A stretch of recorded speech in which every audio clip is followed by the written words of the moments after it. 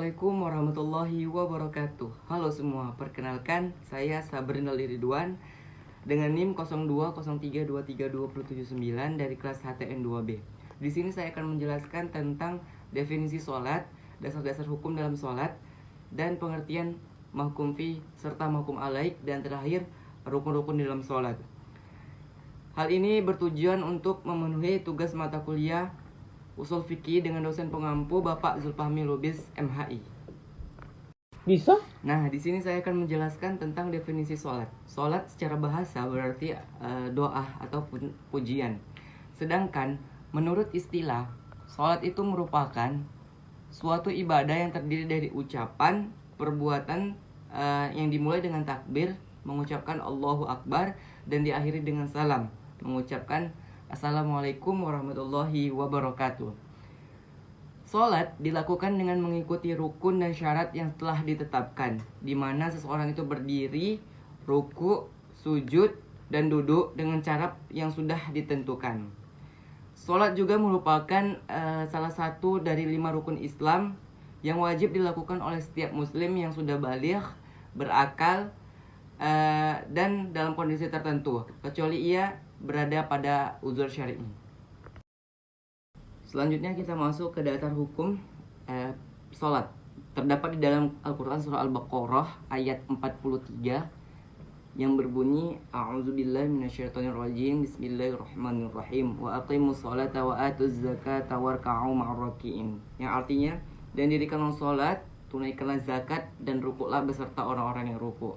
Lalu ada di dalam Quran surah Al-Baqarah juga ayat 110 yang artinya, dan dirikanlah sholat dan tunaikanlah zakat, dan kebaikan apa saja yang kamu usahakan bagi dirimu, tentu kamu akan mendapat pahala pada sisi Allah.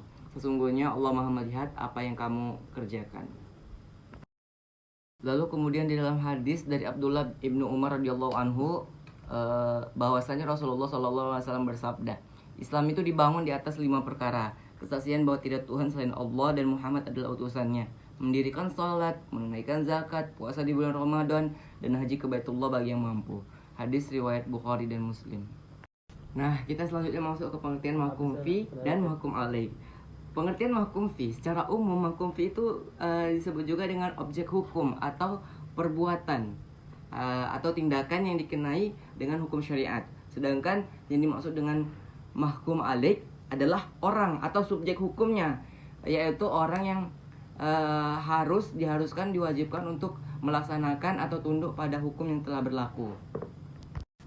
Nah, adapun sebagai contoh mahkum fi dan mahkum alaih di dalam sholat, yaitu seorang pria dewasa yang sudah baligh, berakal sehat, dan muslim yang tidak memiliki halangan seperti penyakit berat yang membuatnya tidak bisa berdiri, itu merupakan mahkum alaih dalam sholat, yaitu diwajibkan untuk melaksanakan sholat 5 waktu sehari semalam. Nah, contoh dari mahkum fi yaitu merupakan rukun sholat, syarat sahnya, dan kewajiban yang harus dilaksanakan seperti membaca Al-Fatihah dalam setiap rakaat, melakukan ruku, melakukan sujud dengan benar, dan menjaga kehusyukan. Ini merupakan dari bagian mahkum fi dalam sholat.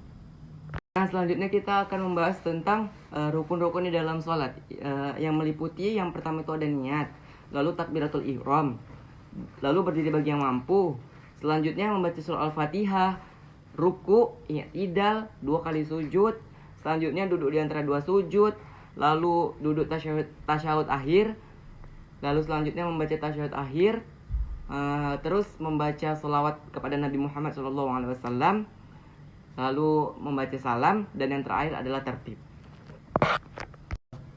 Nah, sekian yang dapat saya sampaikan mengenai pengertian sholat, definisi sholat, dasar-dasar hukum sholat, serta pengertian mahkum fi dan mahkum alaih, dan rukun-rukun di dalam sholat. Kurang dan lebihnya saya mohon maaf. Saya akhiri. Wassalamualaikum warahmatullahi wabarakatuh.